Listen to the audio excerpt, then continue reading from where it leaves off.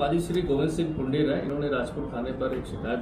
दर्ज कराई है, जिसमें इनके द्वारा बताया गया कि जमीन से रिलेटेड काम करते हैं और इनके पास इनके जानने वाले के माध्यम से कोई है। उनके द्वारा ये बताया गया कि महाराष्ट्र में बहुत बड़े बाबा हैं और जो अपने आश्रम और स्कूल खोलने के लिए ज़मीन देख रहे हैं, और ज़मीन वो तभी लेते हैं जब वो वहाँ की मिट्टी की पूजा और उसके बाद चेक कर लेते हैं कि ठीक है। इसके आधार पर उनके द्वारा उसमें इंटरेस्ट दिखाते हुए विभिन्न जगहों पर अपनी ज़मीनों को दिखाया गया, लेकिन वो जो इसमें अभियुक्त थे उनके द्वारा धोखे से उनको ये बताया गया कि ज़मीन का जो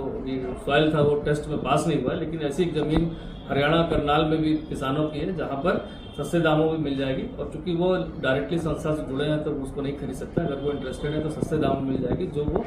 बाबा को महंगे दामों पर वो संस्था को बेच सकते हैं। इसके आधार पर उनके द्वारा करीब 1 करोड़ रुपए जाकर वहाँ पर करनाल में जाकर एडवांस पेमेंट किया गया,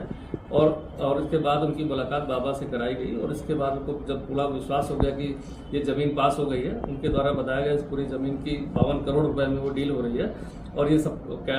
कुछ कैश और वो ड्राफ्ट दिखाया गया और डील करने के लिए फाइनल कर लिया गया। लेकिन रास्ते में जब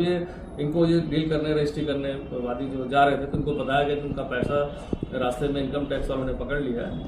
और उसको जुर्माने स्वरूप उसको छुड़ाने के लिए उसमें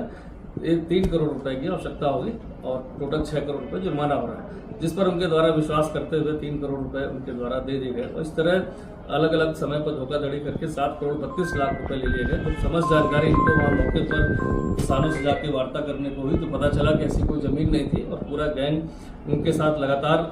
काफी समय से फ्रॉड करते हुए पैसे ले रहा था। इसी तरह का एक प्रकरण बसंत विहार थाने में भी आया, जिसमें भी सेम मोडस ऑपरेंडी के तहत मुकदमा दर्ज कराया गया। ये जो 16 अभियुक्त के नाम इसमें लिखाए गए हैं, 16 अभियुक्तों पर विभिन्न प्रांतों में करीब दर्जनों मुकदमे इसी तरह के दर्ज है। इसमें स्पेशल टीम बनाई जा रही है जो इन्वेस्टिगेट करेगी, और इस सभी अभियुक्तों की तलाश के लिए हमारी टीम इसमें गैर प्रांतों को जाएगी।